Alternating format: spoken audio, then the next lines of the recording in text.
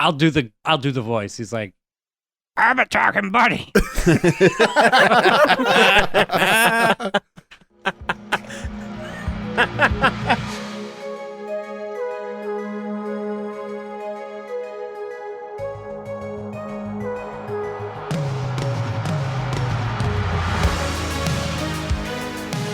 Welcome back, everyone, to S1E1, the show where each week we pick a different sitcom, watch just the first televised episode, and ignoring anything we might know about the future run of that show, rate it and decide if that's a show that we want to greenlight or cancel. This week we're going to be talking about Unhappily Ever After. Unhappily Ever After went 100 episodes over 5 seasons on the WB. Today we're talking about episode 1, which was called Pilot, originally airing January 11th, 1995. So to get things started, I'm Jay Gags. With me, as always, the guys, Gordo, Ferg, Nick, and Joe. What's going on, everybody? Hello. Hello. Just think, this is the middle of my life. The end should be really good. And I've never felt more connected to a sentence of sadness. Oh, that one's, yeah, for sure really resonated. Before we get any further, I do want to remind everyone, S1E1pod.com, guys. That's where you can go to find all the links to our social medias and where to listen to us. S1E1pod.com. Please give us a follow, Twitter, Instagram, all that stuff. We appreciate it. All right, so Unhappily Ever After. Everyone wants this show up until the recording? Yes. Do you guys remember it? Listen, Yes. this is like, you know when you have a dream you kind of can't remember? This is this show for me. Because I swear I saw this show. I knew the name. I remembered it. And then I watched it. And I was like, I've never seen a second of this show in my life. You probably mixed it up with Grounded for Life. I was just that's gonna what say I that. did. I mean, maybe. I thought I saw this show. I never saw it, though. I have never seen the show because I would have remembered seeing, what's his name? Eric from Entourage in it.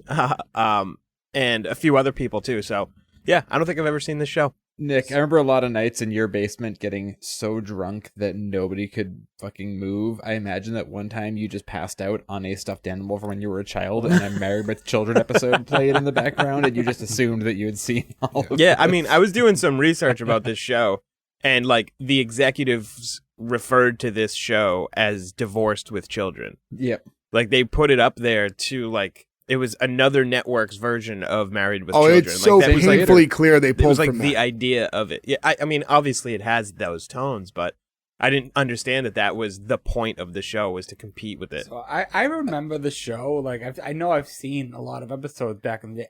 I don't remember it having anything to do with them getting divorced.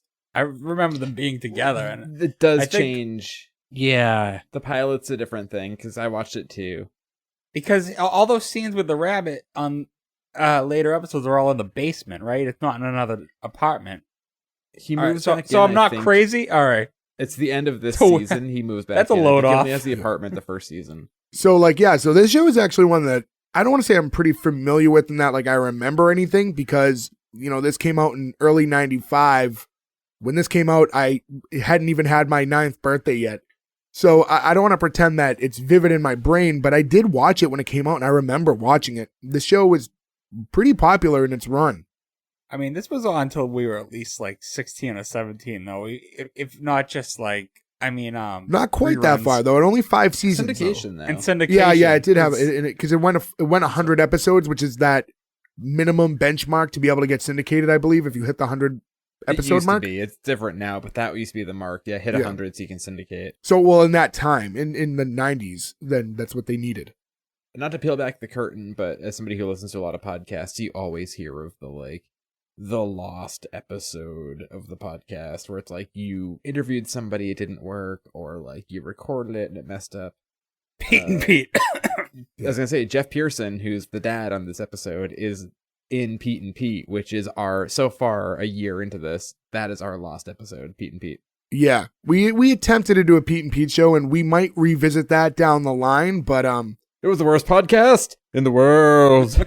So let it be known, if you ever listen to us and think that this isn't completely your cup of tea or that we're unprofessional, you should have heard how bad we were that day, and we deem that unlistenable. Yeah, we literally rage quit doing it that night. We gave it the honest college try, but it wasn't good. We talked for 45 minutes, and we didn't get through the first 2 minutes of the show. I watched Nick the wrong watched episode. the wrong episode, which is the kiss of death. And apparently, the thoughts of, hey, maybe I don't need notes for every episode. Maybe I could just wing it was a terrible idea. That went. Yeah, I think we all figured that one out earlier than you did, though. Yeah, I just wanted to make it work. I want to do anything to make it work at that point. But maybe we'll Patreon that one day. All right, so let's get into this episode, though. Can I delete the notes? I still have the notes on my computer. Can I delete those? We're going to do those ever again? I mean, I kept mine, but you write all your notes down in hand usually, so like just save the piece of paper. Yeah, what's multiple deleting pieces them? of paper. Throwing them into a fucking fireplace? Well, it is cold in Maine, Delete. so Well, But I actually- actually keep notes on my computer. I can do both. Before we go forward, actually, one last thing. Gordo, you were the one who picked this show, if I remember right. Is there any particular reason that you wanted to go with this one? no, not really. I like the When- bunny.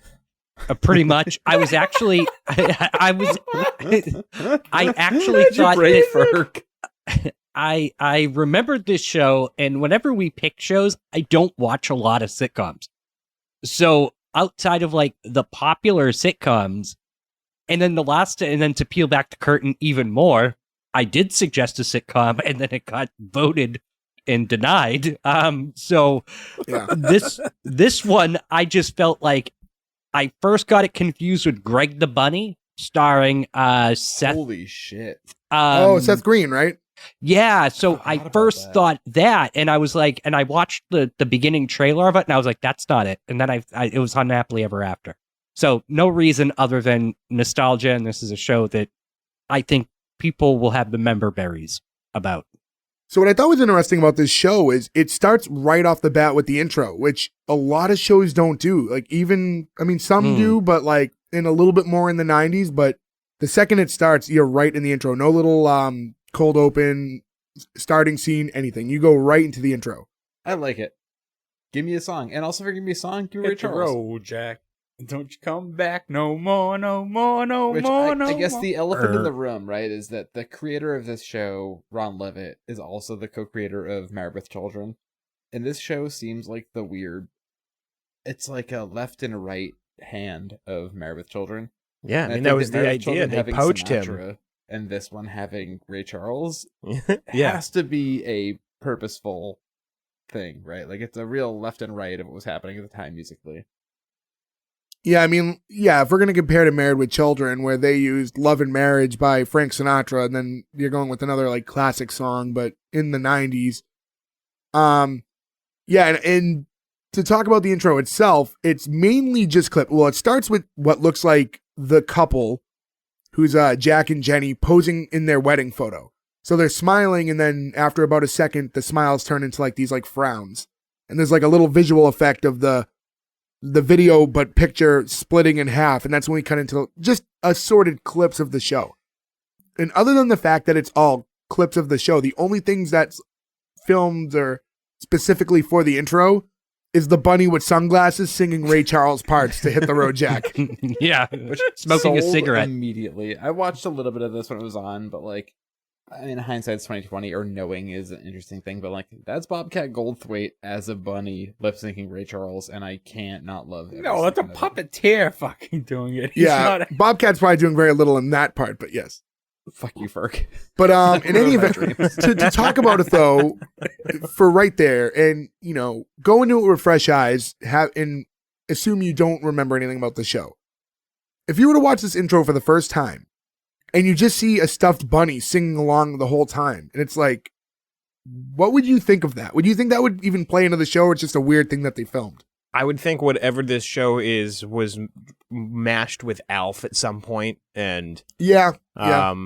that's what they were trying to go for. But even with a talking stuffed animal, it resonates way more with Married with Children anyways. So Do you remember the block this was on? Because I know we talked about Nick Farina, licensed teacher, before, but this is another. You classic- talked about.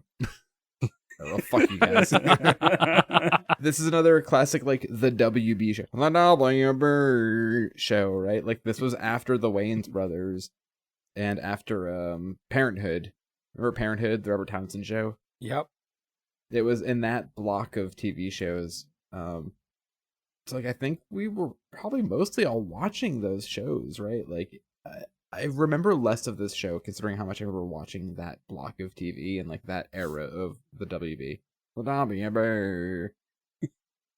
You had to do it twice. I can't not do it. It's like a tick. Like I can't not. I see feel the like a lot of sound WB frog. shows in general, just because of what happened with the network and how they kind of went under, a lot of their properties haven't seemed to live on. Like, a lot of shows didn't seem to get sold elsewhere. You don't see them on a lot of streaming services, but because they had a lot of big, unique properties that they add to their network that I can't really think of a lot of them that have survived past the closing of that network. Well, that was because from what I read, that was the point. So the WB ceased as a network like 6 years. They merged with UPN, right? Right, And they but became as what, a whole, CW? As a whole, they both died in 05 or 06. And like, so this was towards the end of their lifespan. And I think this was the idea was to try to rejuvenate the network with this show specifically.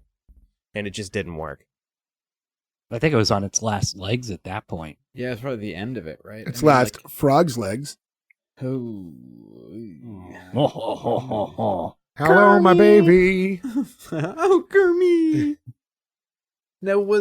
Now, are any of these shows streaming anywhere? Who owns? Well, that's what I'm saying. I can't Yeah. think of. I'm sure Not if I this, was to at look at a least. list of every WB original weird, show, though. there might be a few that pop up on like one thing or another if they got sold, depending on who owned them. But it looks The like a lot of their, The a lot of internet their lies properties and haven't says gone it's on. Hulu, but it is not Hulu. But does Warner Brothers proper doesn't have a streaming platform, right? Not that I know of. Most Warner Brothers stuff is on HBO, Max. right? Yeah. Because like the cartoons are on, like the Looney Tunes and stuff are on HBO. So you think All the that's where this DC would end up. stuff, everything. Yeah. Yeah, Yeah. no, it's weird. I'm trying to think of big UPN shows or WB shows. Wasn't rather. Sister a big UPN show? No, that was made by Disney. That was- Really? Okay. I forget though. It's hard. to Moesha, remember. right? Wasn't Moesha a big Moesha WB show? was. That show was wasn't- gigantic for a while. What about Hanging with Mr. Cooper? That was No, that was before. ABC. That was ABC. Okay. What was the LL Cool J show? Man of the House? I think that's what it was called. I think. Or is it In the House? Maybe Might In the be. House? He was an ex-football player. I want to do that show eventually, by the way. Yeah, Steve he was Harvey like was on the WB. landlord, Yeah, right? Steve And it was- Harvey. It was basically Who's the Boss? Reba? But instead of being, Reba was. Boxer. Maybe we'll get to Reba soon. we'll get to Reba. soon. Sabrina. No, Sabrina, Sabrina's okay. CJF. Got it right here. Sabrina's WB. It might have got I sold think it over at some moved. point. But we won't get into the whole history Yeah, of the that's a long WB. conversation. Maybe one day we'll do a bonus episode, the history of WB programming. But yeah, so let's get right back into this one. And so it starts off with a couple, it looks like, and they're inside of this house walking to the door. And they're talking about how there's no reason why two people can't remain civil after a divorce.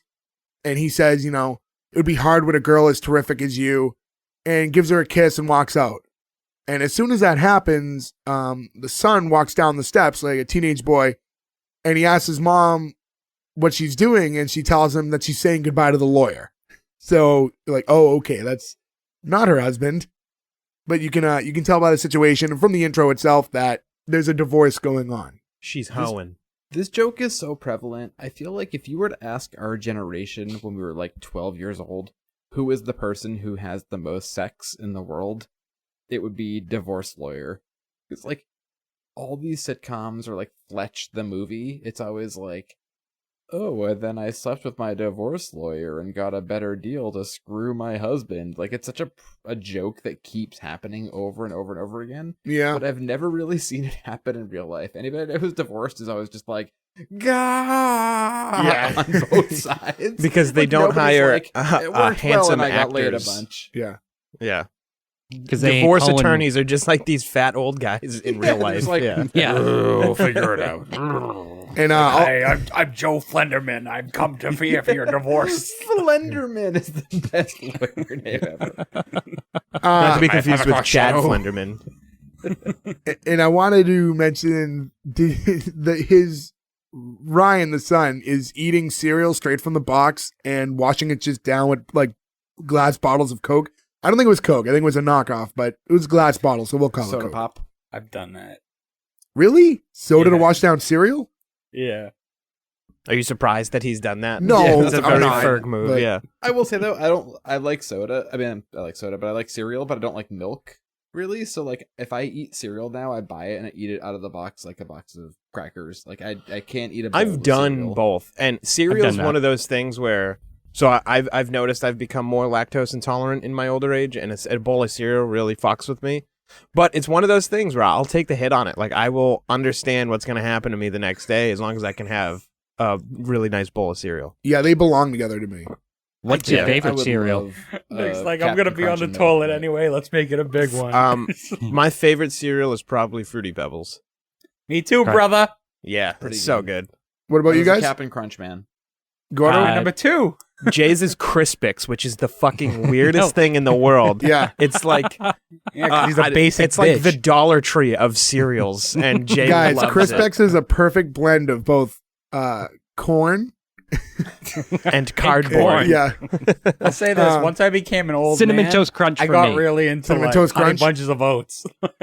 That's my old man. cereal. Yeah. Crispex is what? It's like corn on one side, rice on the other, and it's basically Yeah. like a Chex knockoff. But You know what my runner-up less though sweet. is? It's the Crispix? special K with strawberries is so fucking good. I was just gonna bring that up. When I was really sick and we couldn't figure out what was wrong with me before the doctors figured out that my stomach sucked, they were just like, try this or whatever. And I went on like a 3-week only eat Special K thing, which was very much of the time, what was it, like 2010 or whatever. They're like, just eat nothing but Special K, which I'm sure I didn't help but being like, plus whiskey or whatever. You know? Yeah. That No definitely shit. didn't make my Yeah. stomach any better.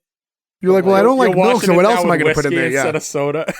Yeah, I feel like I was basically that scene in Revenge of the Nerds where they're just pouring beer. Oh, the into beer in the cereal? I was like pouring whiskey into the little Burial. dehydrated strawberry Special K bowls, and it didn't help. But I enjoed it all the same. Frosted Yeah, it's pretty Flakes is good. pretty good too. Yeah, I'm Oh, just- I love a good Frosted Flake. I Honey don't. Nut I've Cheerios, I love never. those. From when I was a kid, I've never liked Yeah. sweet cereal. You also like Moxie too, so Moxie's you great know. as well. No one That likes tastes like Moxie. motor oil. So yeah, if I was Ryan, instead of having whatever cereal soda combo he had, yeah, I would be eating Crispex and washing that down with Moxie. That would be my equivalent. Anyways, moving on. Anyway, back to Jay's failed restaurant. Yeah. Crispix and Moxie, come and get it. But in any event, Down the yeah, trough. I do want to mention the two actors. Jenny's played by Stephanie Hodge. Do you guys know her from anything prior to this? Negative. No. Not that I can't think of anything Big Top off the top Pee-wee, of my head. baby. Oh wow, I haven't seen Big Top Pee Wee in a very long time. To be fair, It's the lesser Pee Wee movie. it's Yeah. it's not even the lesser Pee Wee movie. It's like almost not even a Pee Wee movie. Like there's Pee Wee's Big Adventure, and there's Pee Wee's Playhouse, and then there's I guess there's that Pee Wee's movie, whatever. Like that's The one how it where is. the whole premise of the movie is he needs to go to New York to go to Joe Manganiello's birthday party. Oh fuck, I forgot about that stupid movie. Okay, never mind. Pee Wee's Big Top is not as bad anymore. And then I mean, Kevin, he does tequila on the fucking tightrope. Yeah. That's amazing. I mean, I if thought you that was if in you Big think that's Adventure. great, you would love the wrestler Danhausen because he also does the Pee Wee dance to tequila. it's true. He doesn't do it on a friggin' tightrope, so He could Dan just for Housen. you. But Very Fergie, very evil. But yeah, and Ryan is played by Kevin Connolly, who, Nick, you mentioned earlier, a lot of people would know as being E on Entourage.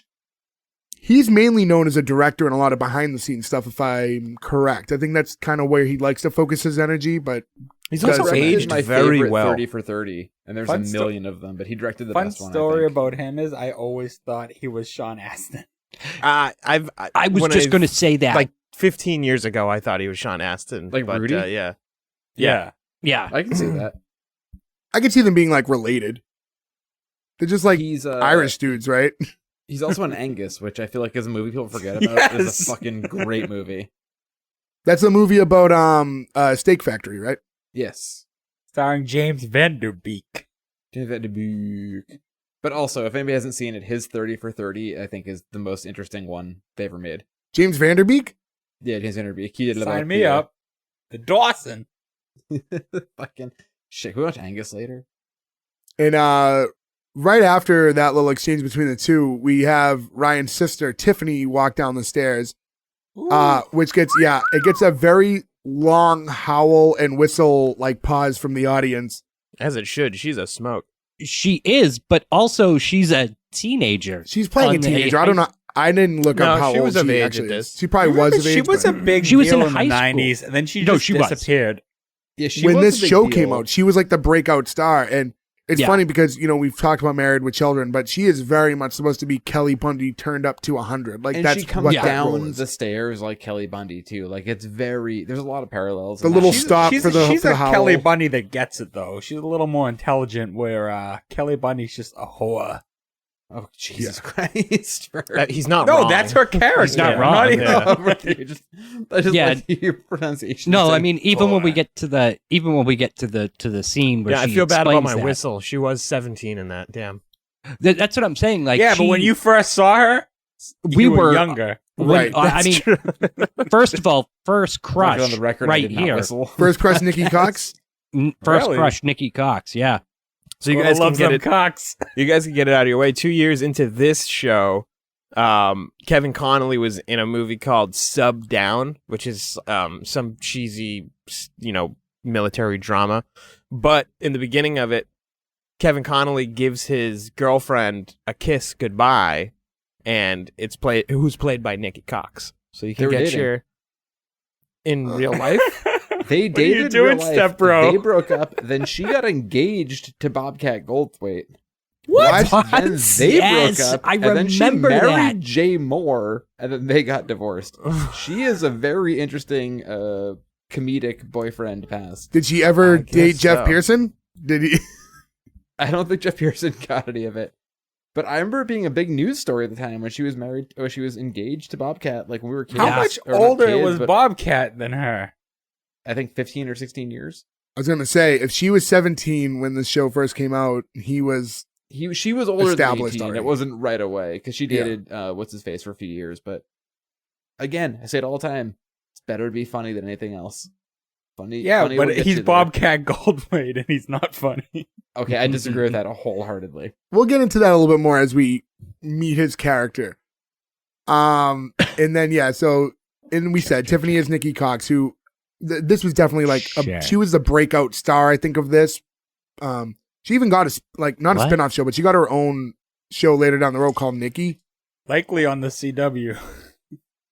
So when she gets to the bottom of the stairs, she tells her brother to turn around, and as soon as he does, she throws a cup of water at his ass and tells him that that's how she feels whenever someone leaves the toilet seat up and she falls in. And He took that in stride. I would have been super mad. I know, right?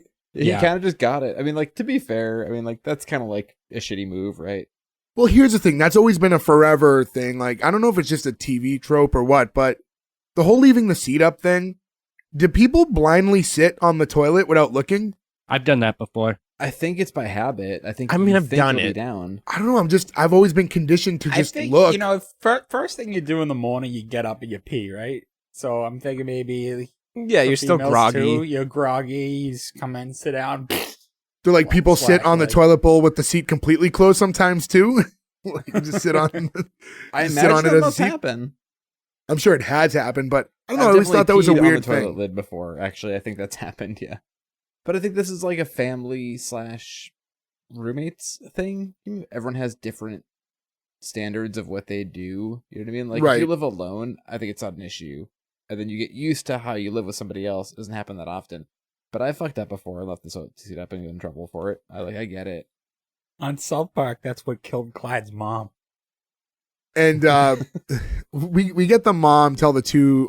She like grabs them both because they're about to fight, and she says, "You know the rules. Shut up until you go to sleep." And I was like, that line. It seemed a little forced. There was a lot of kind of forced one-linery things that happened in the show. That's like a Peggy Bundy line, but with like worse timing. Yeah, I was like the context Yeah. wasn't quite there for it.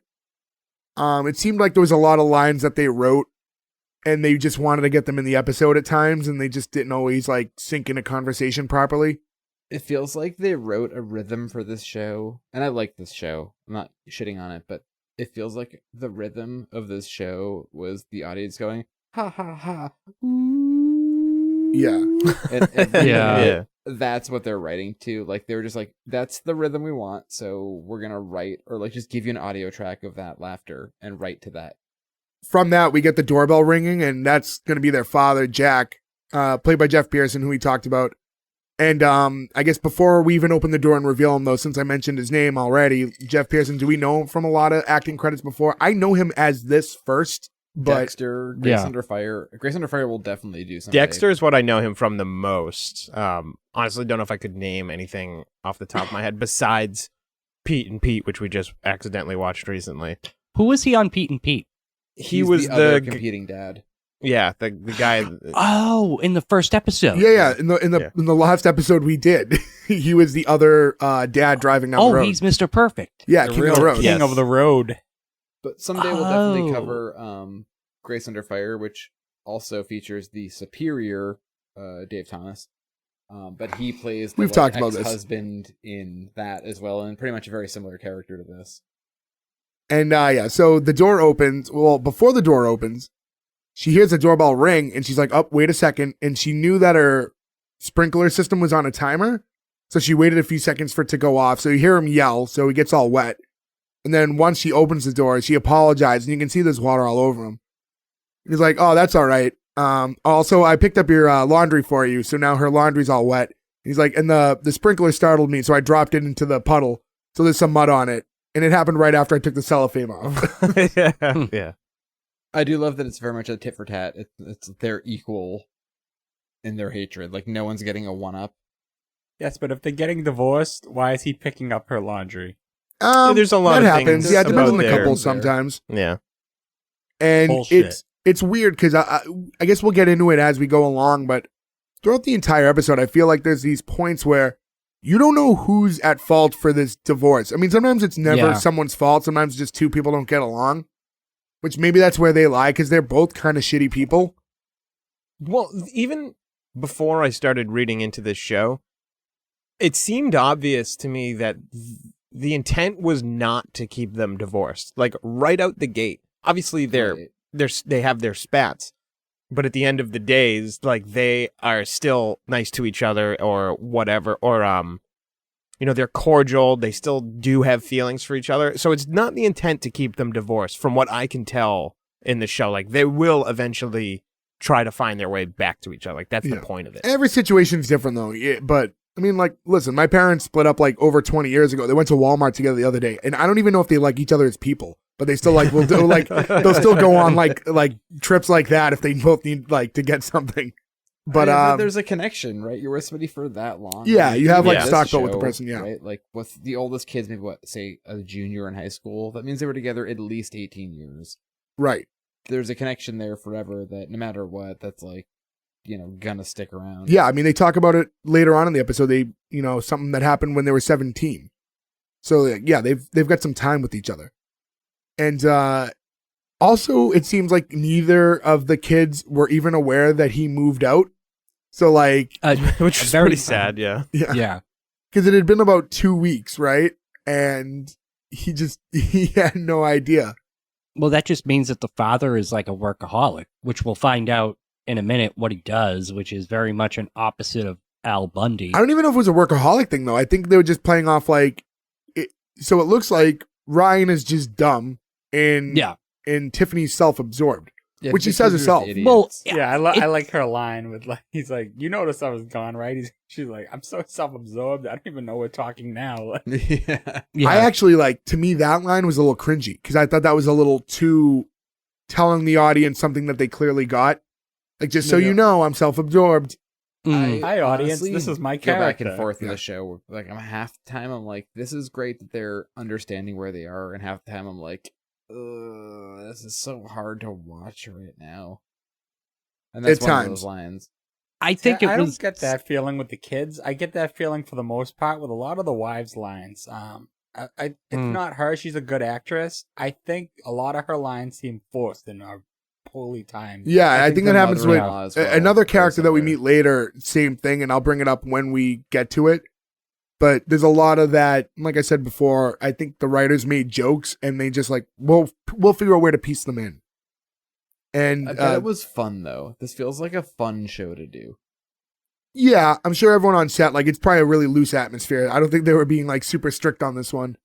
Like, if you think of a show like Friends, right? Like, whatever, if you just remove your preconceived notions or knowledge of Friends, it doesn't seem like when you watch that pilot that everyone's like, this is really fun. This show seems like it was very low stakes and very fun. Right? And then you're like, oh, there's a fucking puppet talking, wherever. You're like, okay, this whole thing is not supposed to be taken too seriously. Like, let's all just enjoy ourselves.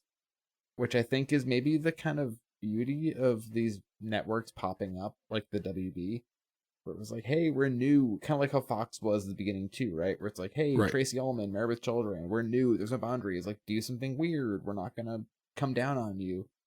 Yeah. Like an FX when Always Sunny and stuff like that. You know, when you're a little newer, you're trying to flag a little attention, so you have to be a little off the beaten path. Right. The League, I think, is a great example of that, where it's like, this show is wild and totally different, but you're not on NBC, you're on FX, so you can do what you want. Like, and it is almost a calling card to be like, oh, I like this show. It's interesting that they can sort of do what they want. And by the way, they're having fun. For people listening, some of the shows we just mentioned, Always Sunny, The League, Married with Children, like these are all shows we've covered. So, you know, be sure to look back if you're somewhat new to us, you know, go back into the archives and listen to some of those. And after all the kids leave, first thing he notices is like, hey, you've lost some weight. Like, you look good. Like, how come you didn't lose weight when we were together? And she's like, oh, you didn't seem worth the effort. Like, they were probably just both very complacent in their relationship, I guess. And she tells him that she wants to go over some divorce details. So they both go to sit down at the kitchen table. And there's like this little gag where the dogs look up because they see him. And then she just tells the dogs that it's just him. So they look back down. They have like the 3 dogs do that in unison. Well-trained dogs. Yeah, it's the only time the dogs are a part of anything is that one quick shot, and then it's like they're in the intro too. Would they that doing scene, that one thing? Yeah. But I just thought, like, what an undertaking, depending on how involved they are later in this. Like, we don't know future episodes, but if to have 3 dogs on set just seems like a lot and probably a terrible idea.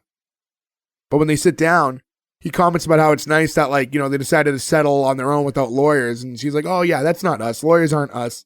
But then as soon as she sits down, she has like a notepad and she's going over this very specific legal jargon, which obviously was a product of her sleeping with that lawyer earlier in the day. Yeah. She does like the Jim Carrey in the Mask thing where he pulls up the like the little hat with the green thing is like, luckily bullets are deductible. Yeah. And he says flat out, you know, if I didn't know any better, I'd think you were sleeping with a lawyer. And she gives like a fake exaggerated laugh. And she's like, oh, it's an encyclopedia salesman. But he's like, wait, what? Because he didn't see a guy leaving. So he was just going by what she said earlier. Which that reference is not working anymore. But Gordo was a future Wikipedia salesman. That would be the proxy for this episode. I could be sleeping with women. Selling Wikipedia. Are you sleeping with men now? It's a bunch of all these space creatures I've been sleeping with for years. Finally, a woman. Well, I was going to say that. What was I going to say? I was going to say something, but I forgot. Please say anything right now. I'm fucked one way or the other. Yeah, it's a good thing my fiance doesn't listen to us. Yeah, it's only going to get deeper at this point. And then, so don't listen to us. So she tells him to sign, and he's like, yeah, I'll sign. Like, I trust you. There's no reason to think anything will be wrong. But then the second he looks at the papers, he's like, why are your dental bills mixed in with all the kids? And she just blatantly says, oh, I was trying to cheat you. And starts doing that playful laugh again. So he takes his calculator out of his pocket, which, yeah, that's a normal thing. I guess if they were planning in 1995 every day now, we all do. Now we do. In 1995, with the absence of smartphones, I wasn't like, I should bring this calculator with me just in case. But if you're going to calculate finances, you probably would. Yeah. Yeah, but if he's going to her house, divorce, you'd have a calculator. Wouldn't you assume that there's one in the house somewhere? Like, you didn't have to bring your own. But we find out he doesn't get anything from that house. He had to go scrape together. Yeah, like he definitely bought that calculator on the way there. Well, he's a car salesman, which we'll find out in a few minutes. But yeah, I guess maybe he crunches some numbers. Maybe he keeps that with him. Maybe he does for work. Maybe that's a good point. Yeah, I would think that's. I would think you'd need one because mileage or what have you. And like, so he does start crunching some numbers, and he's like, all right, so I make $40K a year, which for 95 isn't that bad. But then he's like, after everything, you know, it's going to leave me with $8,000 a year. And he's like, after rent, that's $40 a week. That's $5 a day. He's like, people cross the Rio Grande to get away from $5 a day, as he says. That was a joke of people are getting divorced and then swimming to Mexico to avoid their alimony payments? No, he's saying people are coming from there to go here to avoid living a life of $5 I couldn't a figure out if day. he was saying they come to or come from. I just didn't know what the come angle to. was. FYI, that converts to $73,000 a year. Yeah, so in it's not Canada. bad. Yeah. No, it's not bad That's at a all. very Yeah. healthy salary, yeah. Especially for a used car sale. Well, I guess if you're good at it, Well, they now make good though, money. I mean, Yeah. like I don't know, what's a fucking new 2-year-old Bronco cost? $50,000, right? Like you sell 5 of those in a week. Yeah, the problem is that you got to sell them. Right now, Well, right now, as trying we to record in find a used car. 2022, yeah, it's like, Also, knowing this, like, he's not selling, like, nice used cars. Yeah. He's selling, like, old jalopies, like. I'd like to think Yeah. that he's basically Bill Paxton from True Lies. He's like that scummy car dealer who just keeps saying that women have asses like 10-year-old boys. I didn't know how to Best scene in that transition movie. from you Everyone can saying go tell me that if they of- want to. It's the from funniest that scene in the line. whole movie. And No, he's definitely the Al Bundy. Well, yeah. I imagine he's the what Al Bundy is selling in shoes is what he's selling in cars. Like Al Bundy doesn't work in a upscale shoery or whatever you call a shoe store. Is it a shoery? I don't shoo know. la la. Yeah, So what I you're don't trying know. to say is that he works at the Subaru dealership. Waka waka. No sell, huh? Wow. So, yeah, I mean, Maybe an IKEA. a bit better on the second attempt. Thank you. Sometimes it takes Proud a of you minute. for sticking to it, buddy. But, Stick the landing, stick the landing, stick the landing. you know, the concept, I mean, it is true. Like when you go through divorce and you have to pay like child support and all that, you aren't left with very much, but you know, he's lucky that if he was left with $8,000 a week, that he could still cover a year's worth of rent, you know, in those times, because, you know, these days you're not going to be able to get away with that at all. That'll get you somewhere to live for like 2-3 months. Yeah. I wonder if maybe he factored rent in. Oh, when he was Like, going doing through the all like, yeah, through calculations, everything yeah. else, maybe. I don't know. And then that's when enters Jennie's mom, Maureen. And she's played by Joyce Van Patten. I can't say off the top of my head I can think of anything that I know her from without looking at her acting credits. Her face didn't ring a bell right away. She was in Mary Tyler Moore Show. She's been in like Sopranos and Oz. She has a ton of HBO stuff. She was in like Deadwood. She's kind of, I think, Deadwood. At I've first seen she her a bunch reminded of me of times. George Lopez's mom from the George Lopez Show. Damn it. What? Ernie Reebok Jr. That's No. regional and terrible. But You should have quit while you were ahead. yeah, you had it too. You should have stopped at that, Nikki. that was, flew too close to the sun there, Rick Gross. Oh, somebody find the edit button. But yeah, so enters Maureen and she's asking if Jenny's seen her purple pills, and then she grabs this giant bottle of assorted pills and she goes, "Oh, well, red and blue make purple," and just takes a handful of those. And I'm like, this character's a little too exaggerated for me right away. It's like, It's as very crazy as a cartoony. show, she's a little too much. Like, I'm the mother-in-law. I'm going to take a big handful of pills now. Like, I was like, okay, You're I a get bum. it. You've always been a bum. Yeah. Yeah. And that's the thing, because, and we find out in this moment too that Jenny invited her mom to move in now to help out with the kids. But yeah, she sees Jack and she just goes, you unworthy prostate of a man, I spit on you. Church spits on you. The Lord spits on you. And I'm like, what just happened?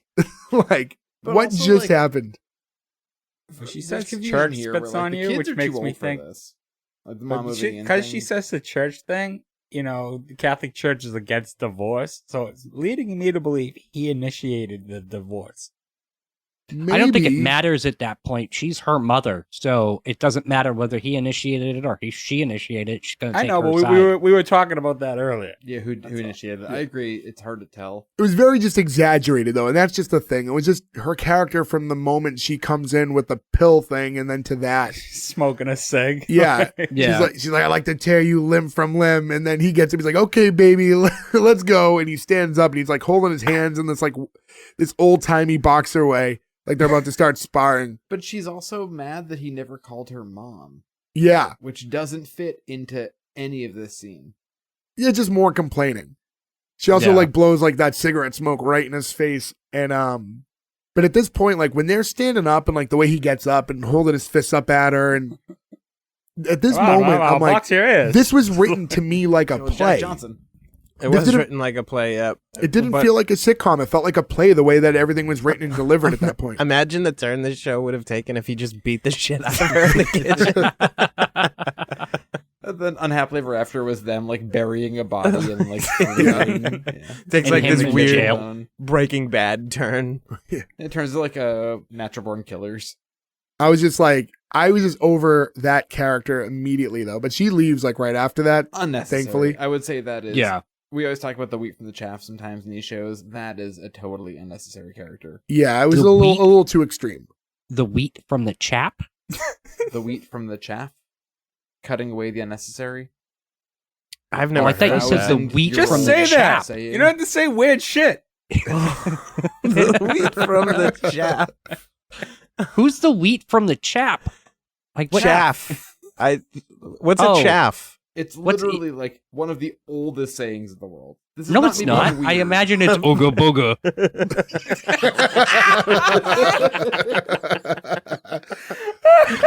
You broke Joe. I gotta say, this is now what, like episode 46. I think by far that's the funniest thing Gordo said. First time you've ever made me laugh on purpose. Yeah, usually when Gordo gets me, it's something that he didn't intend to make us all laugh at. Did Joe fall out of still the chair? down? Joe is Joe- still down. Joe is like a turtle right now. Just turtling.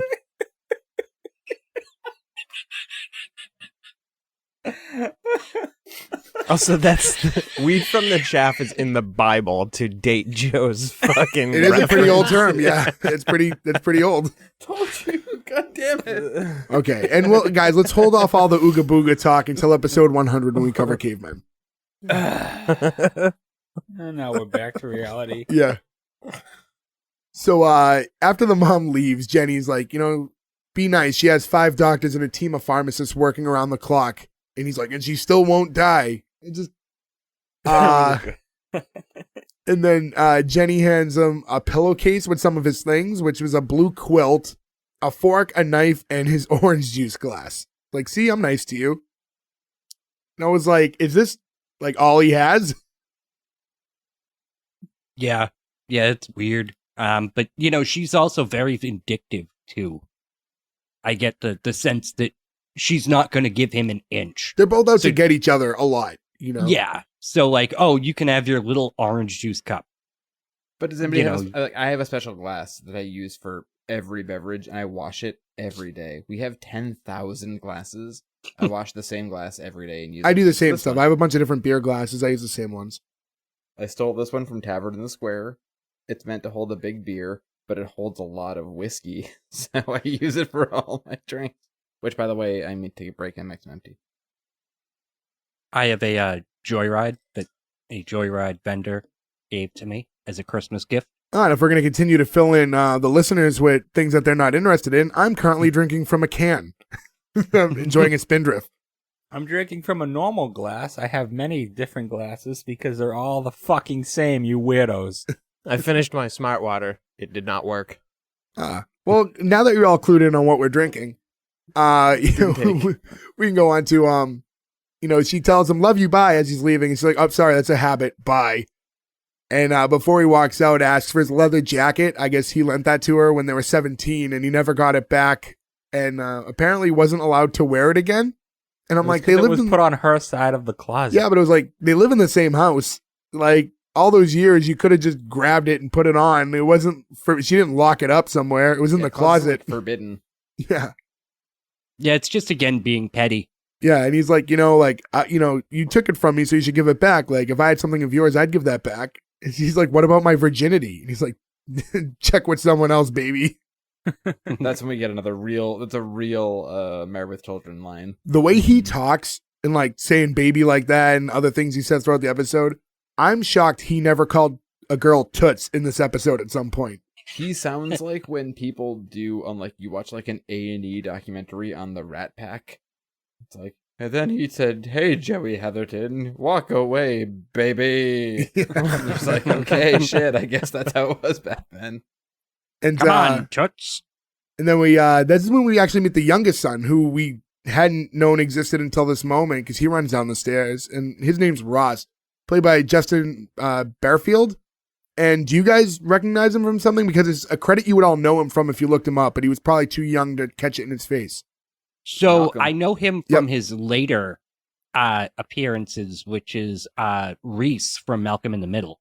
Yes, yeah. So Malcolm in the Middle, I think, was the thing that I was alluding to. Figured you would all know him, but he was so young there that until I looked him up, I wouldn't have caught that by seeing him. Yeah, he looked familiar. So that's what happened with me. Him and the Sean, whoever the one that looked like Sean Ashton. Kevin Connolly?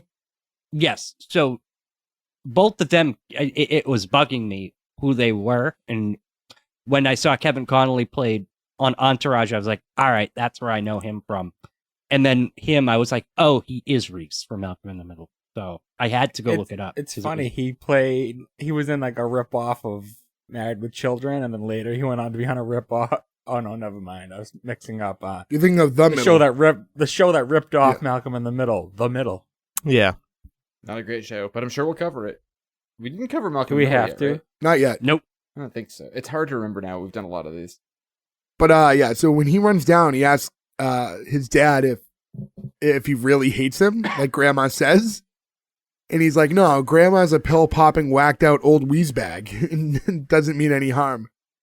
And I was like, that's kind of a weird thing to say to, like, your 8-year-old about his grandmother. But I guess when the grandmother's saying, oh, by the way, your daddy hates you, you should, I guess you can defend yourself in that situation.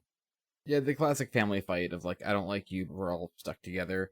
So things like wheezebag are just, like, interesting. Like, this show is really, I feel like at this point, this show is trying to push the boundaries it can. And I think this next scene coming up, too, where, like, we get into, like... Once they're in the school? Yeah. Yeah. In the school, there's, like, boob jokes, lesbian jokes. Like, they're trying to be the show that Married with Children maybe couldn't be. Right. And it doesn't maybe land very well. And before we skip to that, we need to kind of conclude this because a couple big things happen, I guess, in what will be important to the show. So Jack tells Ross he wants the kids to come over tonight to see his new place, and that's when Ross gives his dad his stuffed rabbit so he won't be lonely, and that's his little Mr. Floppy. And he was talking to his son after he gives him, he's like, oh, you giving me Mr. Floppy? You know, the three of us had good times together, and, you know, Mr. Floppy's going to help me sell cars, which is when we find out, you know, what he does for a living. And that's when the mother makes a joke about how he's going to use Mr. Floppy to turn the odometers back on the cars, which he says is illegal, and that they have gremlins that come in at night to do that. He's like, I want to see a gremlin, Daddy. Well, son, only Grandma can see gremlins. I think the joke would have been better if he called the grandma a gremlin, but Yeah. seeing gremlins. Yeah, he should have just said, like, yeah, if you want to see a gremlin, she just walked into the There's other one room. right here. Yeah. Yeah. You call her Nana. Yeah, I think that's the call. I think that would have been the better punch to end that scene. From that, we get the new scene, which is Ryan and Tiffany, and they're at school, and they're in, like, the cafeteria during lunch break, and they're not sitting together at first. So we start with Tiffany, and she's talking to her friend Amber, and Tiffany's, like, first locks eyes with this dude. Yeah. And, so some guy walks by, and Tiffany's looking at him, and you get a little, ooh. And that's when Amber says, like, you should give him a tumble. Sex is cool. All the kids are doing it. And I was like, what the fuck is this line? Like, I get that they're trying to, like, be a little edgy, but having this girl say, like, sex is cool, all the kids are doing it, like, I get what they're going for, but it just comes off so awkward. This scene is tough. And especially, then, like, we were in school around this time, so, like, I don't know, I guess you'd say, like, a little younger, but a little younger, but, like, you know, uniquely around that time to be like, you know, one said anything like this. Like, this is a weird fantasy. This isn't, if this is how adults think that teenagers talk as they're writing this episode, like, you're a little off the mark here. And then when she first replies to Amber by saying, like, when she says all kids are having sex, he goes, not me. And you get a notable aw from somebody in the crowd, which I was like, this is so weird. Yeah. There's like some like 40-year-old guy going like, damn, she doesn't like to get plowed. Like, what the fuck? Fucker. Yeah. Come on, go take a tumble. I was like saying tumble so much too. Yeah, very weird. It's like I didn't know if that was like tumble in this and commercials about dryers. Like, it's such a weird word. Was there like a time that I'm unaware of where like that was a term that was being used that we just missed? Like maybe it was just a few years older than us and people were saying that. No, it's definitely a term. Maybe. It's a just term, not yeah. Like something- I can think of songs where like "Tumble with Me" by the Boys or something, where like that's the whole thing. But like I think at this point that was like an outdated term. And I was this gonna say is, that's like, something teenagers were saying in '95 though. not 95 for sure. all They the were kids are like, saying let's it, baby. go for a Cobain. But yeah, that's what kids said. Blast And- me in the face. Stop it. And then Yeah, it sucks. anyways, Tiffany says she's not gonna cave into peer pressure. She's saving it for a wrinkled old wheeze bag with a ton of money and a week to live. And I was like, wait a minute. So first off, we're like 6 minutes into the episode. This is the second time virginity is mentioned and the second time the term wheeze bag is being used. Like, Yeah, the what is wheeze going bag on? Double use is strange. But this How do you is use obviously a wheeze bag reference to, like, twice? what, Anna Nicole? Yeah, that's what it's referring to. Yeah. Yeah.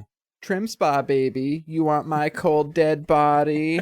R.I.P. Oh no! For those of you wondering why Joe shouldn't refill his giant glass of whiskey, But Remember those this Trim goes Spa back to commercials? saying like, yes, we remember the commercials. Yeah. But yeah, so Amber's like, so why do you bother dressing like that? She's like, because I love the power. So I mean, she's very aware. Yeah, I guess when you talk about Kelly Bundy, who is a little more ditzy, Smarter.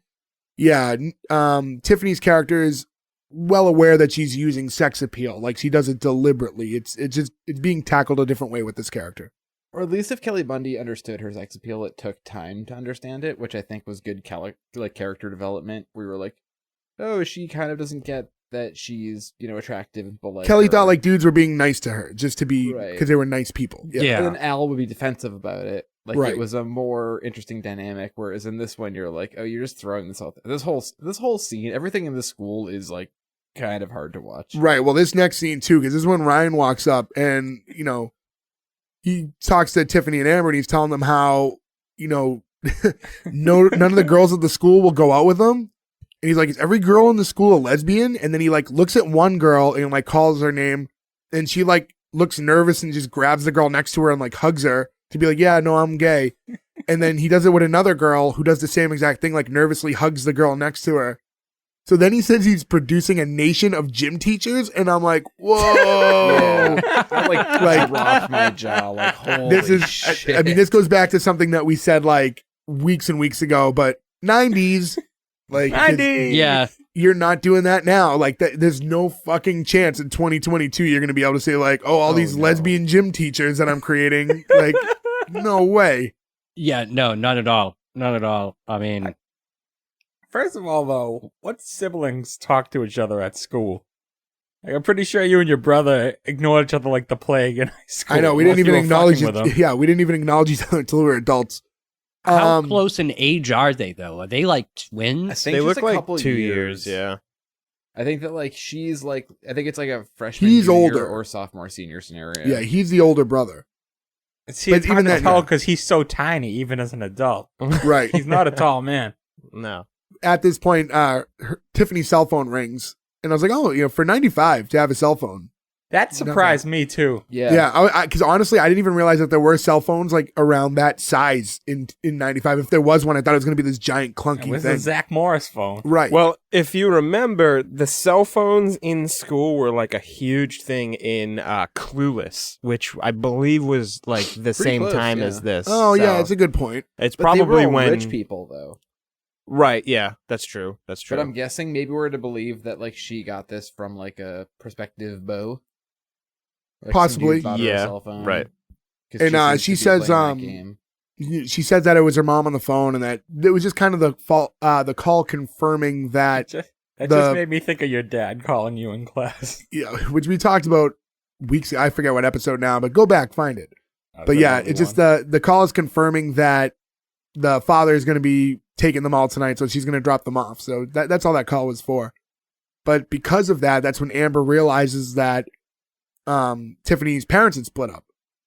So she just basically announces to everyone in the cafeteria, hey, everybody, the Malloy split up.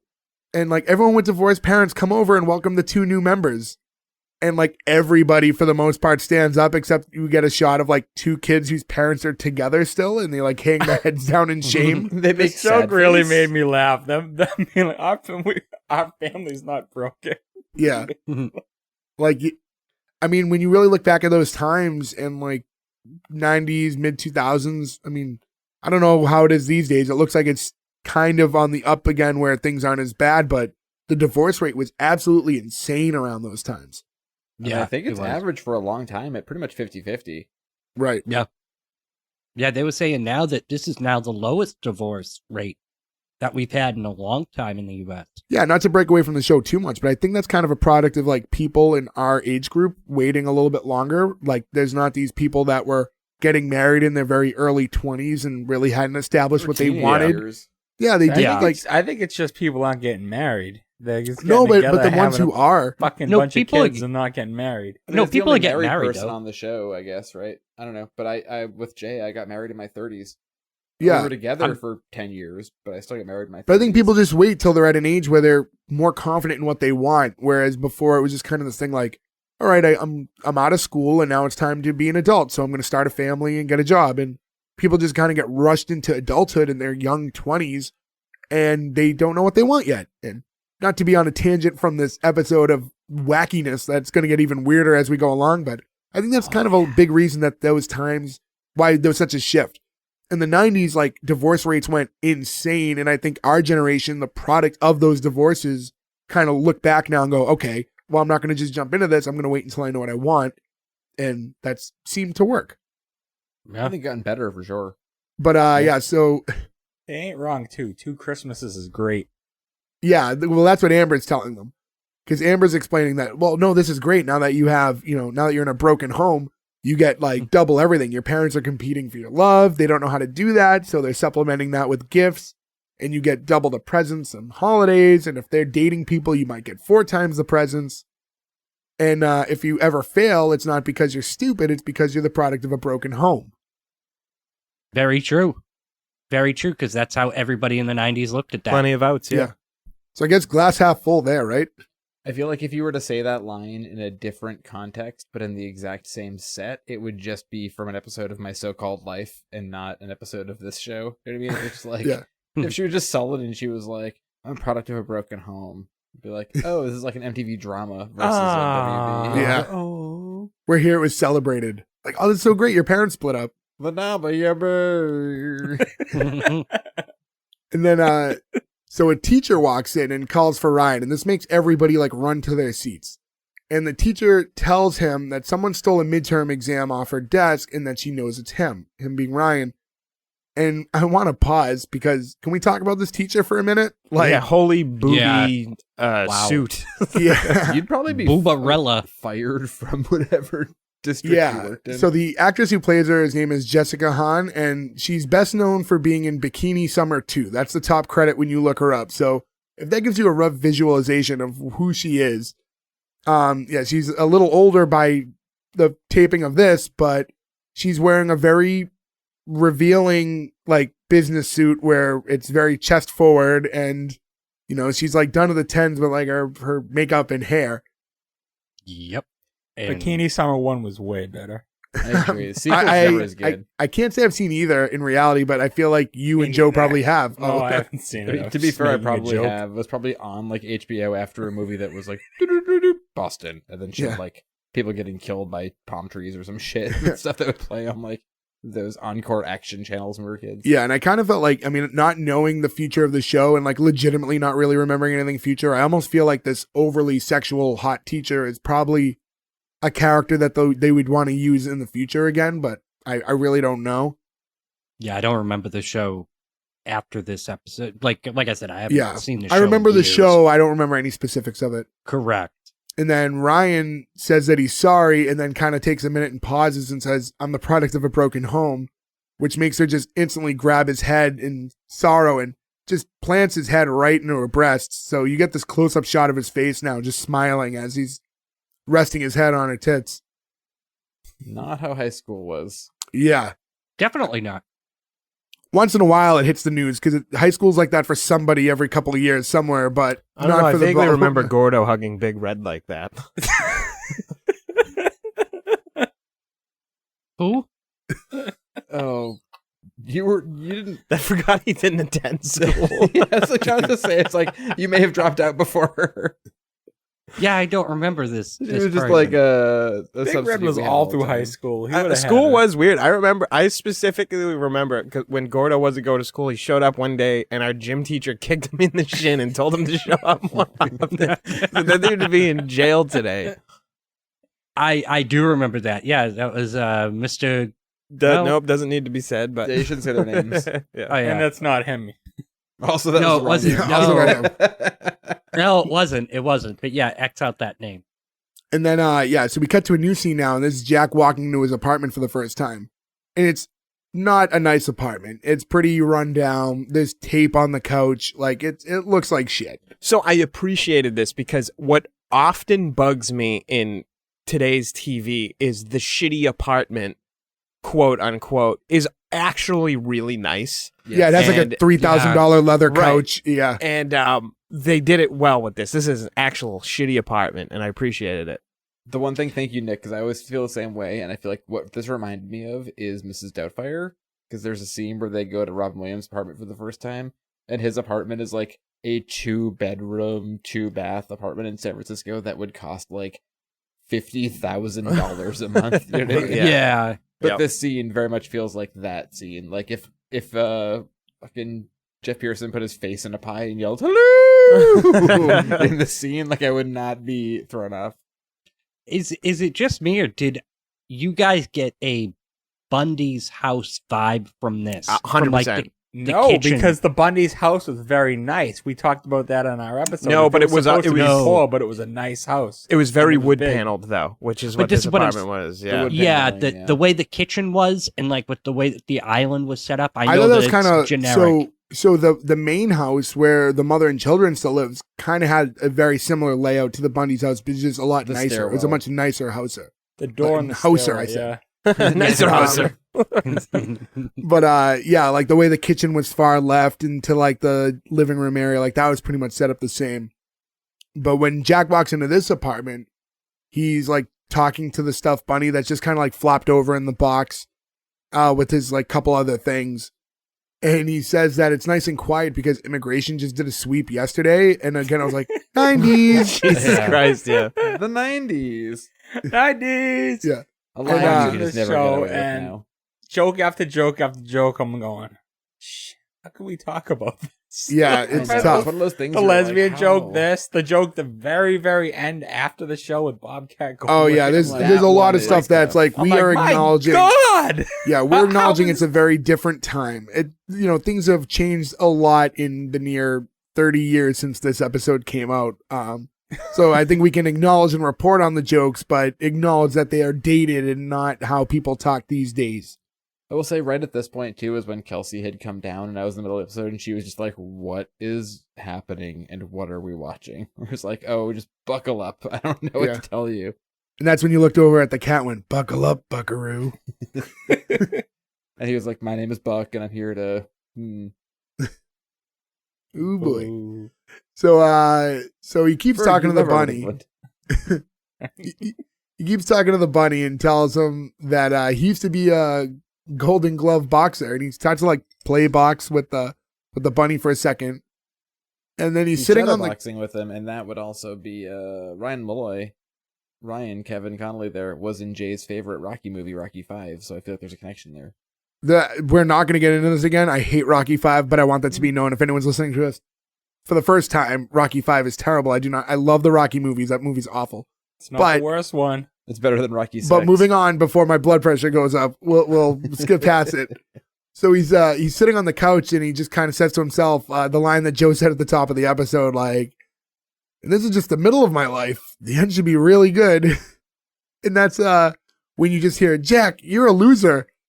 And I wish I don't know if any of you guys could do it. I it's hard cannot to do. make my throat make the noises that comes out of Bobcat's mouth. When I think of Bobcat Goldthwait, the only thing I can do to try to make it work is one line from, I think it's Police Academy 2, maybe, where it's like, "I'm a vegetarian."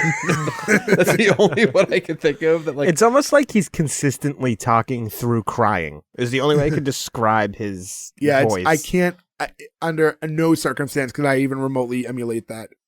I will say though, I fucking love him so much. And Oh, I yeah, have yeah. my entire life and every aspect of what he's done. His directing, his movies, his fucking characters. Love Bobcat. I don't understand his character, which makes it funnier to me. Like, I don't get Yeah. what he's That's doing. why it works, right? Because But he's so unique. This was a beautiful Yeah. age where you could be like that and be famous. Yeah. Like, He was just so unique. And so Jack looks over confused, and that's when he realized that the bunny, Mr. Floppy, is speaking to him. Which now, as you look at him, when he's like talking and full of life, he's a little bit more stuffed. It's like the lifeless version that he carries around is like not even made to look similar to the version. It's very almost different. like they could have done a little bit better job, like putting some stuffing in the prop, like the lifeless one, but whatever. Yeah, so that's Bobcat Goldthwait, who we talked about earlier, and he's doing the voice of Mr. Floppy. And yeah, I mean, Bobcat has a million credits himself, but it's Police Academy, like would that be probably the main thing people would recognize him from? I think for our generation, that's where we saw him first. I mean, the Police Academy movies, but also Scrooged with Bill Murray. Scrooge is a big one. I loved as a kid Hot to Trot. I don't know if you guys have seen that. With, I don't John- remember if I have. I might. I don't remember. He's like an executive, and his best friend is John Candy, who is a talking horse. It's a pretty wild movie. But Shakes the Clown is also amazing. I mean, he's a director for a ton of stuff now. He's just the funniest dude. Oh, he's also in Hercules, Disney's Hercules. More like Huncules. He was one of the minions of Hades. So then Jack goes, "So you're talking, Mr. Floppy? Well, it didn't take me long to lose my mind. Now did it?" So I guess he embraced that pretty quick. He was like not even confused or like shocked. He was just like, "Oh, I guess I'm crazy now." Now, are we I supposed to love that. believe that he's crazy? Or are we supposed to believe that Mr. Floppy is sentient? No, a lot of shit's gone wrong in this guy's life. He's been very calm, and now he's Yeah. having a breakdown. It's addressed later, and I guess I'll just bring it up now. If you were to even like look up the synopsis of this show, it is identified that he's schizophrenic. Okay. But they play schizophrenia in a much lighter way than it would be in real life. Because his only kind of really goes to the fact that he can talk to this bunny. This was Wilfred before Wilfred. Yeah, it doesn't get super dark, but he is identified, even in this episode where Mr. Floppy says it, but identifies him as schizophrenic. I love that he just rolls with it, though. It's pretty Yeah, funny. that's what I'm saying. He's like, Yeah. "Oh, guess I'm crazy now." And so we get like a quick commercial pause, and then when it fades back up, we're still on the couch, and he's talking to Mr. Floppy again and asking if he just spoke, but now he's not doing anything. So like it looks like, oh, maybe it was like I was dreaming or something. So he goes and like to put like his hand near Mr. Floppy, and he goes like, "Arr!" like barks at him, He barks and Yeah. bites at him a bunch. and like that like Dog or a legitimately bunny? that one made me laugh. That is dog behavior. Yeah, that's dog behavior, not really. So well, he's- so I he's couldn't tell not you a anything about a rabbit? bunny. He's a bunny. He's a bunny. Okay, so he is a bunny. All right. Okay. Yeah. The fact that he was barking, I was like, is he a dog or a bunny? Because also bunnies don't really. I mean, some have the floppy ears, ears? but that's what you think of more with a dog. Right, but if we're gonna analyze it like that, we should say, oh, and he's speaking English. Is he a human being? Well, I was Like, going to if we're ask gonna, Jay, like- he's a bunny, but he's not a real bunny. So is this the breed of bunny that your rabbit's foot came from? Nope, mine was authentic. Mine was authentic. Fuck you, Jay. No, I wish I could find one. I wish I could find one. But anyways, You'll we'll never move past find that. it. It will drive you insane, and it'll feed us with your tears. For No, yeah, years we've talked to about this come. now. This is a third episode, but the rabbit foot conversation is well documented, as well as a clip that can be featured on our Instagram at S1E1 Pod. So go check that out if you want to hear us debate rabbit's feet. So Jack moves a little bit out of the way because Mr. Floppy tells him, like, "Don't touch me. Don't even sit next to me. I like my space." And after a few seconds, he looks back at Mr. Floppy and he's like, "So do you really think I'm a loser?" and he doesn't get an answer again. And he goes, "Oh, thank God. For a minute, I thought I was going nuts." And he goes to move his hand down again. And as he gets close to Mr. Floppy, again, he starts to like bite at it again. And again, something about him barking and trying to bite him like makes me laugh every time it happened. So I was like really like not looking into it, but I was really thinking heavy on this. And it's like the fact he calls him a loser, he hates him, he wants to hurt him. But he's like so cool about everything in life with this divorce, he actually doesn't care. I think that's like his brain splitting, and that's his self-loathing. It's his Tyler inside, Durden. like- Yeah, I can see a little bit of that. So Yeah. it's just like a metaphor Yeah. for all the feelings he truly has, and he's like, I hate myself, this, that. But Yeah. he's buried it But deep inside through this in- rabbit. In that assessment, are you giving this show too much credit? The No. show that used the term "wheezebag" twice in like 2 minutes. Yeah, probably. Yeah. It's a double wheeze. But and I like that he's like, I thought I told you not to touch me. He's like, I thought you stopped talking. He's like, I was screwing with you. Well, I will say that Ron Leavitt, who created this show, he was also one of the writers on the entirety of The Jeffersons, who did have a character named Wheezy. Do we see a connection there? No. That's a bit of a stretch. Maybe a little bit of a reach. All right, just saying. I guess there's something there, but I would say probably not the intention at the time. No, well, fuck me. And no thanks. So in any event, I'd rather not. so yeah, one thing is like every time I say anything that Mr. Floppy says, I hate that I can't emulate his voice because it does no justice to say anything How that about Mr. you Floppy try says. for our audience? I Go can't. for it, Jay. Like I can't even almost do it. I can't even almost do it. You might be able to. You don't know. If all four of you give it an attempt, I'll go fifth. I'll happy to do it, but you have to promise to do it too. If all four of you do it before me, No, then this sure. will be like Gordo doing a flash mob. You just won't do it after we all embarrass Yeah, we ourselves. can't trust you. Yeah. All right. Yeah, then you gotta we'll go have to first. we have to live in this world where none of us trust each other and move forward. So Jack says he thinks he understands. He's like, so you're like my alter ego, which kind of goes into what Ferg was saying, right?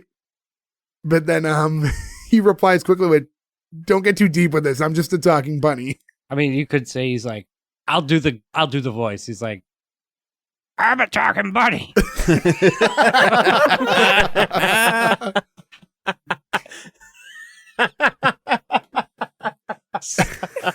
I'll say like Bobcat's voice is a voice I wish I could emulate. I just hard to do. I know my throat. I can't do it. I do love though that he says that line because that is the like dividing line for everybody. Like, hey, look, we know you're like 15 minutes into this 22-minute show. Don't take it too serious. I'm just a fucking talking bunny. This Yeah. is just for Yeah. lols. Right. Everything through, which I think is an important scene to have. That there's the like, you know, hey everyone, chill out. This is supposed to be just for fun, right? Yeah, Like, don't overthink this one. Yeah. This And is then 5 assholes with a podcast show up and break down Yeah. every little second of each. Yeah. Let's talk about it for 2 fucking hours. Yeah. Well, yeah, I was I going to say guarantee you this this is episode what. is longer than this. This podcast will be longer than the episode took for those guys to write it. There's Yeah, no oh, yeah. question. Sure. Yeah, but this is what makes it fun.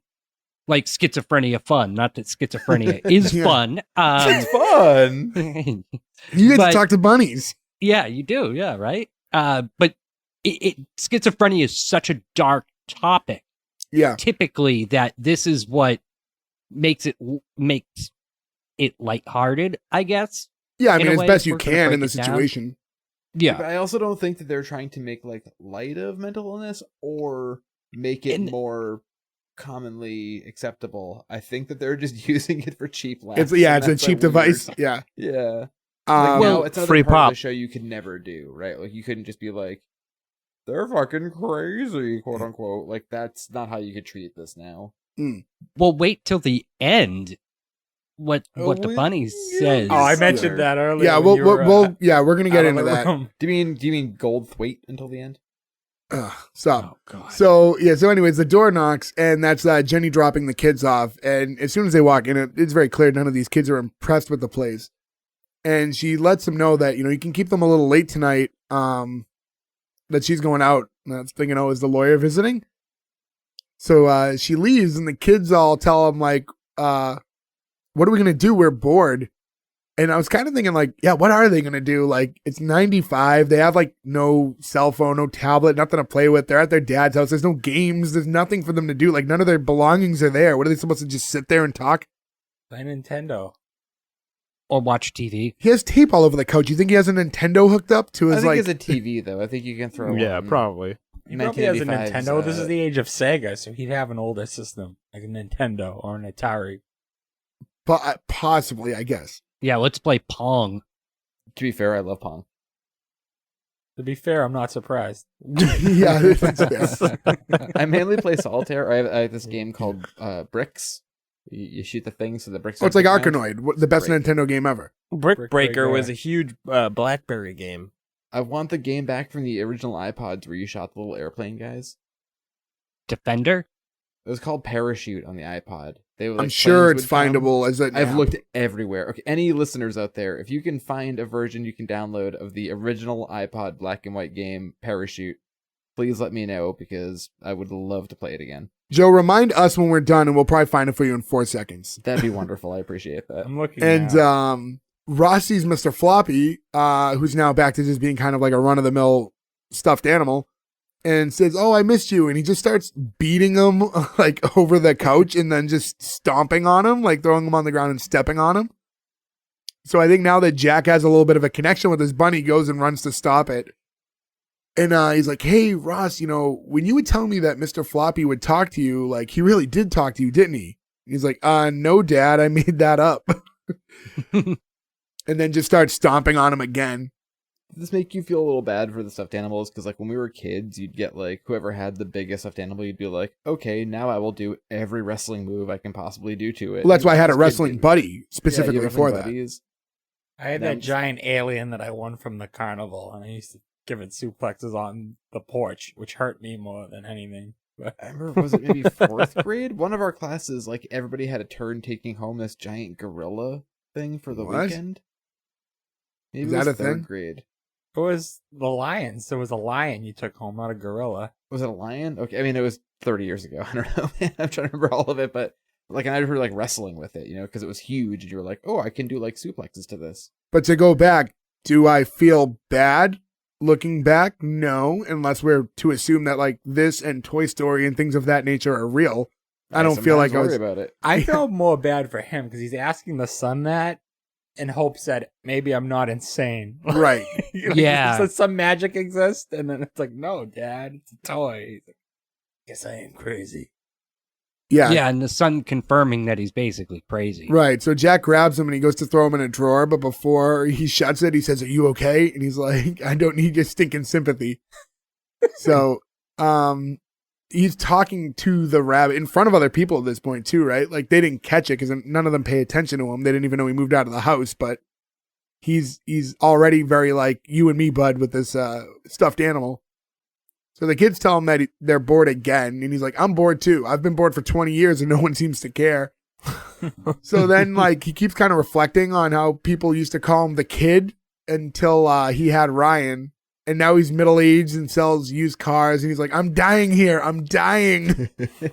That's when I I'm lost it, dying, where I was Howard. Like, oh, no. This is where it all goes. Yeah, he was like, this was the craziest. This was crazier than him like talking to a stuffed bunny the whole time. Was him like slipping into madness right here. So that's when like the kids hand him like a brown bag to breathe into.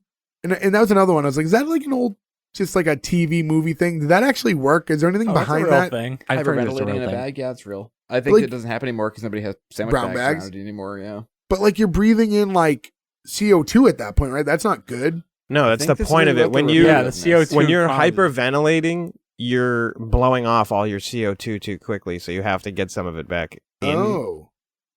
Okay. I Oh. wasn't sure because that wasn't like a thing I ever actually did, at least in any serious way. If I did it, it would have been as a kid because I had a brown bag and I thought it was funny or to make it pop. But Oh, we were huffing glue. No. We were not huffing glue. Gordon and I were huffing glue. yeah, yeah, not we collectively. S1E1 does 'cause of not punk, though. endorse huffing glue. Yeah. Because of punk. So now that he's calmed down a little bit, this is when all the kids start asking him for stuff, and because they're products of a broken home, so they're testing this out to see what they can get, right? So Ryan asks for a car. Tiffany wants to go to school in France, as she says, which is $25,000. And then Ross wants to go to Disneyland, which Jack is quick to mention is also $25,000.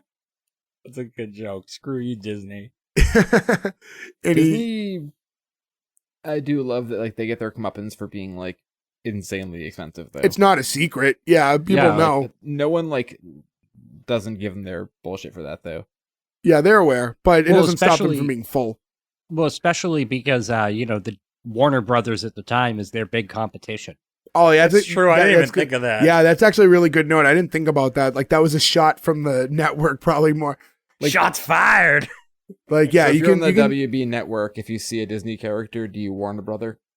Is that what you're doing for those shirts? You're like extra bad today. I do remember those shirts. Those are great shirts, though. And so Jack's telling his kids, like, listen, I'm barely scraping by myself. Like, I need to get a car. And this is when we find out apparently his boss is his now ex-father-in-law. So he took the company car from him, and he's thinking about getting a moped or something like that. Or a Lark, one of those motorized carts, which I love that fucking joke that they shout out the name brand of the motorized carts that you drive around. Yeah. On. And Ryan complains. He's like, oh, so you get what you want. And Tiffany's like, hey, listen, Dad's hurting right now and he needs our support. But, no sooner than she says that, her phone rings. So she walks off. And all you hear is they're like talking to Amber going, no, I wouldn't even sit on the toilet here. And Ross leaves to go play with Mr. Floppy a little bit longer, leaving Jack and Ryan like alone at the time. And Jack asks his son where his mom's hiding the leather jacket because he wants it back while she's out. Ryan doesn't want to tell him. He's like, if I tell you, it's kind of like I'm choosing sides between the two. And this is when Jack's like, okay, Mr. Switzerland, Wild. Mr. Neutral, Mr. Sure, Mr. Nazi, we'll protect your money. Fine, you go put holes in your cheese while the world burns, you sissy, you fruitcake, you Haiti boy. And I'm like, 90s! Yeah, he calls him a sissy fruitcake Nazi. I was fucking blown away by that. I was like, yeah, again, guys, 90s, like, we didn't write the show. We're just reporting the news here, everybody. But I was like, holy shit, like that rant. So because of that, Ryan caves and he tells him like, all right, this is where the jacket is. We cut to like later on now, and it must have been like later that night or something after the kids all went home, and you see Jack walking around in this leather jacket, which doesn't even like remotely fit him. It's like basically like up to his like midsection. I get this so much. This is me putting on my like studded vest from high school. We're just like, I can still wear it. It's like up to my nipples because adulthood has just poured belly out of me. And So he's this whole scene, by the way, is edited really weird. And when there's a couple weird cuts earlier in the episode that I noticed too, just like bad editing, but I figured I'd let them slide. But yeah, it's notable a few times. Because he has the jacket on, and then he just doesn't. It's very next second. It goes away. Yeah, it's completely just gone when he's talking to Mr. Floppy, and there's no transition. Like time, there's nothing to show that time passed or anything. So it's either a continuity error or they did a bad job in going to the next scene. Yeah. But when he does have the jacket on, he's like, and look, it still fits. Because like I said, it clearly does not fit. So Mr. Floppy's like, wow, you're like a delusional schizophrenic. So they are acknowledging it right there. And that's when Mr. Floppy's like, run, change your name, sell sheep, have a daughter and marry her, but just run. I'm like, what is all this? But weird, have a daughter and then marry her, but okay. I feel like that must have been like they let him go on like a stream of consciousness thing and they just cut out one line that worked well as like a run. But again, it's just weird now. Like, or that was like directly referencing something that was like prevalent at the time that like has kind of been lost in story that we don't know what that's referring to, like maybe it's just something from like 30 years back that made sense. Now, Mr. Floppy is from his subconscious, and he already has a daughter. Is that his way of telling himself he wants to marry his daughter, Nikki Cox? No, because the bunny made it very clear that he's just a talking bunny, to not overthink it. True. I think you're both maybe 50-50 on this one. Yeah. And Jack tells him that he's never run from anything except cops and that girl who he thought was pregnant. And he was like, I wonder what happened to her. And I was like, that's a weird extra line to pop in there. First thing I said was, that's going to be a callback in like 3 seasons from now. Like, yeah, like that he has another kid or something like that. I was going to say, that line is just kind of stupid and throwaway, unless, like, again, season 3, episode 2, whatever, it's just like, you're like, oh, fuck, there she is. Like, then it's great, right? Like, I love putting the seeds in for the long con. Yeah, I mean, if it was something like that, but it was just a weird one-off throwaway line. He works it out with the wife. Everything's good for once, and then there's the knock on the door. I'm your son. Yeah. the wife looks at him mad. Like, oh, you. And but yeah, Jack says that he's going to stay and take care of his wife and kids, and Mr. Floppy says to him to save the cheap sentiment for Full House, which I thought was like another nice, like, they're just taking shots at everybody, right? Like WB's coming in like strong. They're just throwing haymakers at everybody. R.I.P. Bob Saget. R.I.P. Bob Saget. R.I.P. Dave Coulier. Well, I guess maybe down the line. Don't cross your fingers that you want that. Anyways, He's gonna be married Cut in it out. buried in wood. Oh, God. did somebody say wood? But I yeah. wish somebody Anyways, would kill Dave Coulier. Stop it! Why Stop are you with these wishing weird- death upon Dave Coulier? We can't use that. he's Team Alanis. I'm Team He gave Lance. up his whole life to raise 3 young ladies. Thanks, Ferg. So that's when Jack threatens to put Mr. Floppy in a can down the street that apparently is for toy donations for kids in Honduras. And Floppy says, do it if you have the guts. And then he growls at him. And they're just kind of staring each other down for a minute. And that's when Jennie knocks on the door. And as soon as she enters, she kind of makes fun of the place and says it's like Beirut-like squalor is like her way of describing Dissing the it? decor. Yeah. This also bothered me because they make it act like this is her first time seeing it, but she saw it when she dropped the kids off. Well, yeah, Oh, but she yeah. was kind of in and She didn't go in. This was like Yeah, her, she may have this dropped was them a better downstairs. look. She at stayed least. out in the hallway. But even The then, yeah. threshold. But he's like, what did you get your period and rush right over? And then her response is she admits that her period's in 2 days and then clearly starts to PMS a little bit as she's going into a conversation describing about how she doesn't PMS. He just happens to annoy her right before her period all the time. And she starts to go on a little bit of a rant there. I mean, we love talking about like sitcom jokes and tropes. This is one of those things that's so the 90s. You're just like, oh God, like a fucking 5-minute I have PMS rant. Yeah. Just Jesus Christ, this shit's not funny. Like I said, still shocked at no point did he call a girl toots. I'm sure at some Right. point in the run of the show he said it at some point. And she says what she really hates about him is that she can't sleep without him. He's like, oh, so you miss me, huh? And she tells him to get real. And then Jennie starts venting about like a date that she just went on. And like little facts about how he wanted money for like the McDonald's, I think they went to Big Mac eat. value meal, baby. And then he said that he needed a hug because where were they? Were like somewhere that like he used to be beaten by one of his parents or something. I forget how that I line think this was all said. happens back at his house. There's like hugging Yeah. and weeping and crying and thigh grabbing. Yeah, And because spanking and yeah, banging. Spanking and yeah. hugging. well, and yeah, because spanking and he hugging. asked for a hug, and then after she gave him a hug, he started to cry, and then started saying, "Hug me, spank me, hug me, spank me." And she's like, "He was gross." So after I spanked him, I got the hell out of there. It's like, what? All right. See, the grass Yeah. is always greener on the other side. Which he kind of alludes to at some point, right? Because he was talking about how like, oh well, if that's what the guys are like out there, then I'm gonna do pretty good now.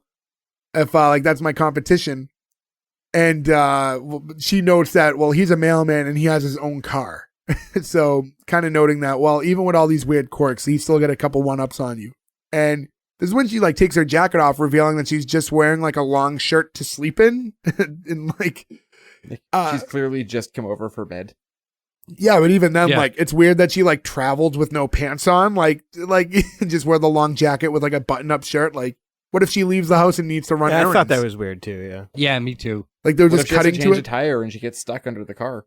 She came over to seduce him to steal that jacket back, and I'm 100% sure. Oh, of that. 100%. Yeah, well, I mean, we'll get to that in a second, but I just think it's bizarre that, I mean, she could have easily, like, had a skirt that unbuttoned real quick and had a longer shirt under it so it, like, didn't reveal anything. Just weird that she's just like, I'm taking off my overcoat and here I am in just a long button-up shirt. It's like wearing a hospital gown or something. Yeah, and she gets into, like, bed, quote-unquote, with him, which is just his pull-out couch. That's where he sleeps. That's a bummer. Yeah, because it does not, it didn't look comfortable in couch form, let alone in bed form. There's also too where he says the word tushy, which made me laugh too, because I'm like, they ripped on Full House, but then they used word tushy, which I'm like, if I had, so he said, put a gun to my head and said, think of a reference to the word tush. Well, yeah, or because she was tushy. I asking, can only think of Full House. well, yeah, because what happened was, as they're in bed, she's kind of reflecting for a second, and she's like, what happened to us? And he basically says, well, we went on that vacation to Hawaii without the kids, and we got to talking, and once I actually had some time to sit and talk to you, I realized that everything you do, say, and think makes me absolutely sick. It's like, whoa. That's like, forget where they are in the divorce, but they've had like this like playful meanness to each other the whole time. And I was like, that line there was just cruel. Like, that was just a little too far. She's like, did you ever like anything about me? And he's like, your legs. And she's like, is that it? Well, maybe your tushy. And Joey, she said, like, the fact that he said tushy, I was like, who uses that? Right. It seems like the writing is like all over the place at that point where like they use the word retard, but also the word tushy. Where you're like, okay, you gotta pick a lane. Yeah. 90s. The 90s. I just want to add that going back with the whole weird editing, the fucking couch is closed too when he's got the coat on, and then it's magically open. Oh, I didn't notice Again, that. there's no like transition or anything like Weird. that. So they do a really bad job with like timing. Maybe it was just cut for commercial purposes or something like that. Yeah, there might have been like notes from the network after, and they had to like remove scenes. Like maybe there were things that were even worse. They had to cut and they had to like fix it up a little bit. Bobcat went on a racial tirade. They had to remove that. But after after the whole like tushy part, she says, you're a pig, but every now and again you need a pig, and that's when they kind of start making out or whatever. And Mr. Floppy's looking at them. He's like, don't do it. And Jack says to him, do you want me to make you suffer? And Jennie, who can't hear the bunny, only hears Jack saying that. So she's replying to that line going, oh, daddy, make me cry. And I'm like, what the fuck is happening? Like, they're dancing on some lines like never before. Like, they're comparing themselves to trying to be a version of Married with Children, but they are pushing well beyond things Married with Children would say or do. I mean, I guess they have the advantage of being, 8 years later, where they're like, look, if you like this show, the same people made it, we're going to be way darker, though. We're going to be way, more blue. That's another big crass. difference with him and Al, too, is when she said, is there anything you liked about me? Al would have made the joke about the legs, but then he would have said something nice after that made the audience go, "Aw." And there was no retribution line. It was just, wow, he's a dick. Yeah, Al was at least wholesome to a point. Yeah. Versus this guy is not, from what and then, I can understand. Yeah, so we cut to the next morning, and the scene starts with Mr. Floppy's like choking because apparently when Jennie left, she pinned a note to his chest so he like can't breathe. I love that he This has was to do funny. the whole night like this and how fucking angry he is. What a great fucking thing to think of. And he tells him to get a bulletin board for God's sake, and he's like, and an air wick and a picture on the wall, maybe something tropical. He's like, great, now I'm gonna be bunny whipped too. I do like that he told them not to do it when they were doing it, though, because it shows, like, if it is his cared, subconscious, like it knows airs to better. that too, yeah. And I think that when we watched this show as kids, so I deep. never thought of it as his subconscious. And now rewatching as an adult, I'm like, oh, this is a little deeper than I remember it being. Or it what might, thought of it. I think there's some shades to that. And when he goes to read the note that was pinned to him, you hear Jennie's voice reading the note. And essentially she said that it got cold, so on the way out she took his jacket and some money for gas. And then it was like, yeah, so was this whole thing, like Ferg said, was this all, did she sleep with him just to get the leather jacket back? They're constantly one-upping each other, and I think that's really why she did it. It's like a weird play, but even if that's the case, like, I mean, if you want that jacket back so bad, and it's only just so he can't have it, but. Yeah, she's not going to wear it. I mean, I don't think it would fit her either, right? Because it's obviously so small on him that it's not going to fit. It's like a kid's jacket at that point. Yeah, it's not going to fit around like her bust or whatever at that point. Gonna get over them titties, right? Yeah, I try to say it like an adult, but yeah, whichever way you want to say it too, I guess is fine. Listen, I'm just in that 90s state of mind, Yeah. right? And Did you ever leave it? No, he didn't. No. It's like every time Ferg goes to McDonald's and after they give him his order, he just goes, suck it! And then he runs out. After he orders an Arch Deluxe, they're like, dude, they haven't made those in 30 years. He walks up to the counter, what's up? So you guys have those Batman Forever glasses with the meals right now? I were do have those awesome. glasses. Yeah, I still have them. Oh, Yeah, there's still a couple of my mom. I had the phenomenal. Flintstone ones, too. Where's my damn Hercules plates? I also have those. Hunculus. Yeah. But yeah, so again, Mr. Floppy tells him that he's a loser. He's like, you got no house, car, money, like your manhood, like, and he's going, why are you smiling? He's like, because she got the kids. and then they just both start laughing at Great each other. But then, The like, joke as is you, great, and the fact that they both start laughing, Yeah. especially now with the mental, like the knowledge of knowing that it's his subconscious, I think is the fucking perfect way to end the episode. So, But you know what? We keep comparing it to Married with Children. I thought that was a very Roseanne joke. Like, I could see That them. is very Roseanne, yeah. I like that if they did a if nice the little harmonica callback just there went like, too. Wow, wow, wow. Right after, you'd be like, oh, As there it is. as they're laughing together, he almost goes to give him like a little pat, like they're being buddies now, and he again with the like "don't touch me" thing. I like that they called back to all that stuff. But this is again, so that's the end of the regular episode, and this is where we get to this little post-credit scene. Well, during the credit scene, and it's Mr. Floppy like in a director's chair, like as if he was I'm the actor that plays Mr. Floppy on the show, you know, but it's still the bunny. And the credits are rolling, and he's reading a note that's from like a fan, right? Essentially accusing the show of being a ripoff of Taming the Shrew, which is a Shakespearean play. He's like, first of all, the show is in English, and we don't use cod pieces. And then he says to send your retarded letter to PBS, you fool. And I was like, oh my God. You know I have a what's feeling if crazy this too? does end up somewhere, that part won't be on syndication. Right, but in the Correct. grand scheme of things, what is wild is the word retarded disappeared not very long ago. Yeah, correct. Right. Like, Like, it this is was just 30 now years ago, becoming, and, yeah. you know. It's now a slur. But yeah, Right. and like honestly, as I watched the episode, there's a ton of offensive and derogatory things that like are said early in the episode. That's the one that, as I watched it, went, "What?" Jaw Like, drop. that one, like, Yeah. shocked me the most when he's like, you know, I didn't expect it. Like, and even to read it back, I'm like, can I read didn't that shock me in back? context of a show. We're from Boston, and we grew up in the 90s. The word retard was thrown around all the time. But hearing it on a TV show now is just so strange. And usually I'm like above that. Yeah. I'm like, huh. And I'm like, my jaw dropped. I was like, oh my God. Yeah. And I'm Yeah. like, Yeah, it it definitely was like took an me off. audible, like, fuck, when I heard it. And it's weird because like that's your last note. Like that's the last thing you hear. So like Basically, this is that is, see you next week. yeah. Like, that's Yeah. the first episode, so it's like, Yeah. do you think this is funny? Do you want to see this again?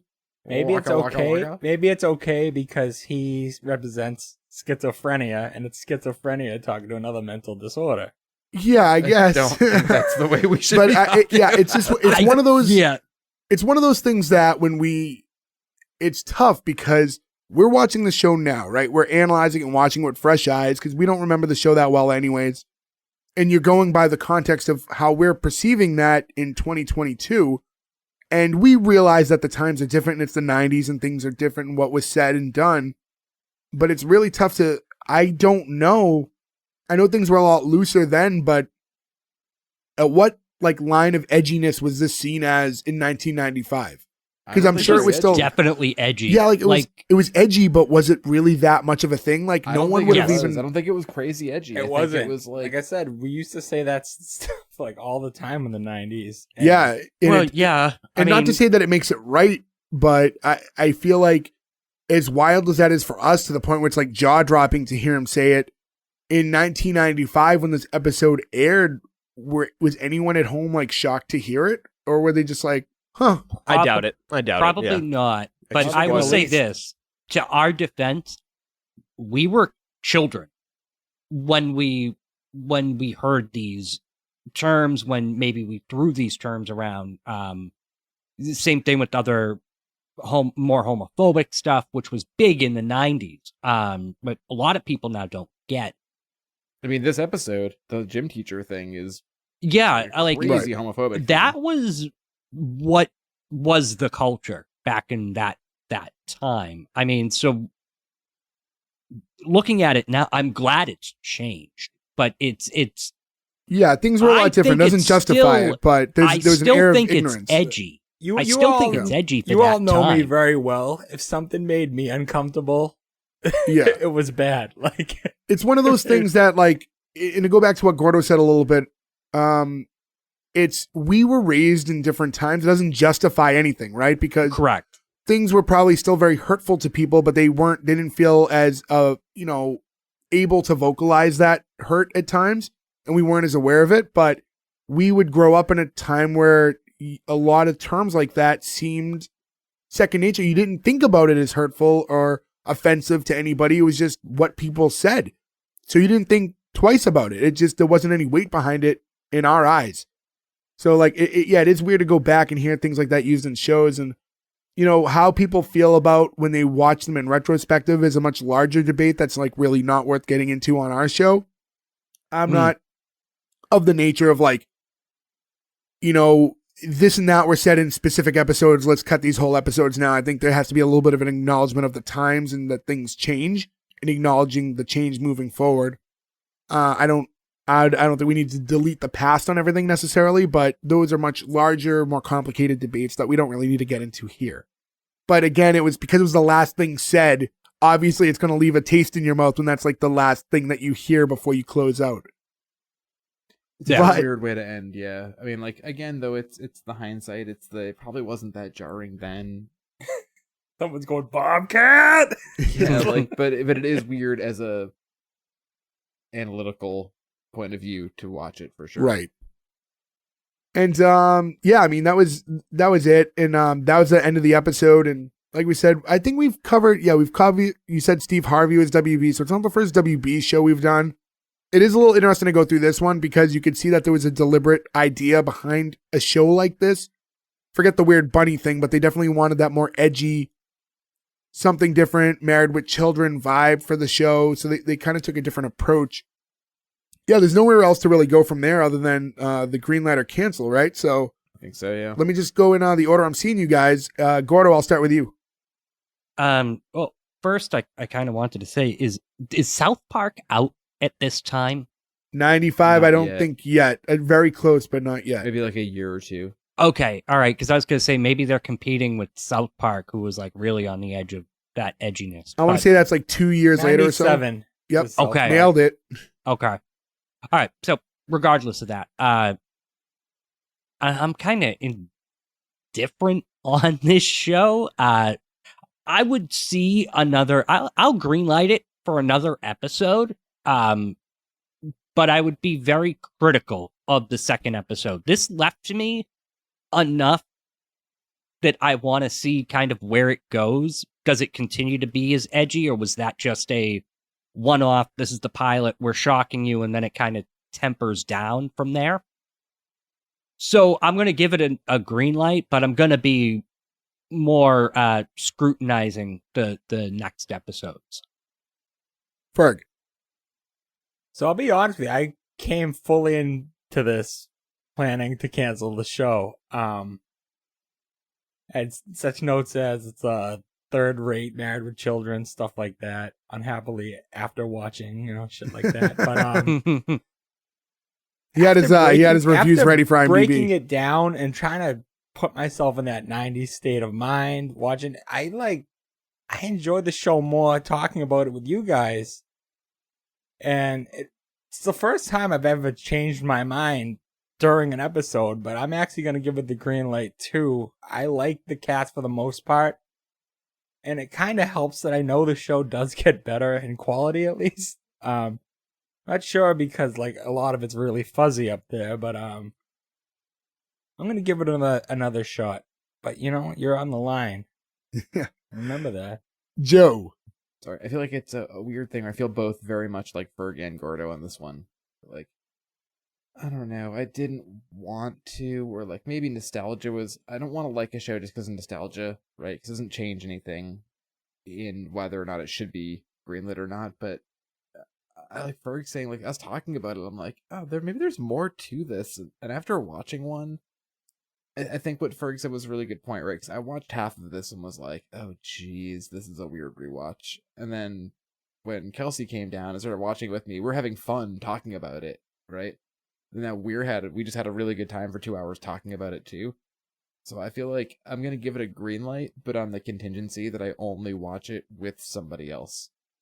Because I feel like this show is really enjoyable when you can like bounce it off of people and be like, what the fuck just happened right there, right? Alone, I wouldn't watch this in bed trying to go to sleep. by myself. You know what I mean? But with somebody, You I couldn't think it's if you actually wanted really to. fun. It's not on anything. Yeah, true. On YouTube, it's not on YouTube. That's not where I saw it. But also, I just love Bobcat Goldthwait so much. So I'll say green light on that. Nick.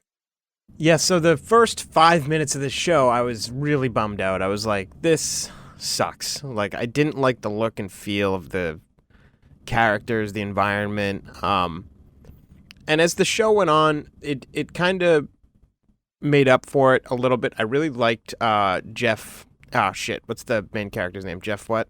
His real name? No. Joe's muted. He just told me, but... Joe's still muted. He's still Geoff Pierson. Yeah, I really like him. I thought he did a really good job. The kids do okay. The wife is pretty good. It turned out to be more entertaining than I thought it did, and I don't think it had much to do with the rabbit. I think the story was worth watching, and I ended up coming out the other side of this episode with a green light when I went into it with a hard cancel. So I would give this show another shot, surprisingly, and I'm going to keep watching it, I think, if I can find where to. So with me, it's also a green light. So I was very torn, and I'll say even when we went into this segment, I didn't know which way I was going. I've been very back and forth because there's a lot of things I don't like about the show. Like I said, the whole beginning of it felt like a play, not a TV show. The way that the lines were delivered, I hated that like mother-in-law character. I just thought there wasn't. Forget the fact that there's a talking bunny. If we look past that, that's supposed to be the one weird part. When humans are interacting, I need to feel like that's real. Like those characters are authentic. I didn't really get that when she was on board and the certain lines that were said here and there. So that stuff kind of like took me out of it at times. Once we did introduce ourselves to the Mr. Floppy character, I really did like it. I think that obviously there are things about some of the dialogue that's a little like lost in the times now. It doesn't work today, and things that could have been adjusted along the way. But ultimately, something about that dynamic, and I think also the idea of like the broken home being kind of presented. I know it's supposed to be like a dark, edgy look towards it, but I think that's just more realistic. I just think that's a more real view of how that stuff goes. Not so much the handsome lawyer sneaking out, but even her showing up at his house and like spending the night. I just think that's like a more untalked about way that families like that can be sometimes. So even if it's used in a comedic way, I think it was just kind of nice to see something a little off the path that's more genuine than people realize. So so I give it a green light as well, which is crazy because somehow Unhappily Ever After got a 5 for 5 from us on. I did not see that. And we were all kind of blown. Yeah, and we were all on the edge. Like all 5 of us are kind of like it could have easily been 5 no's, and I it's just just think like just enough. It didn't deserve a cancel. You know, I mean, when you look back at the shows we've canceled outright, like it's just not on that level. Like it's better than that. So I couldn't lump it in with those.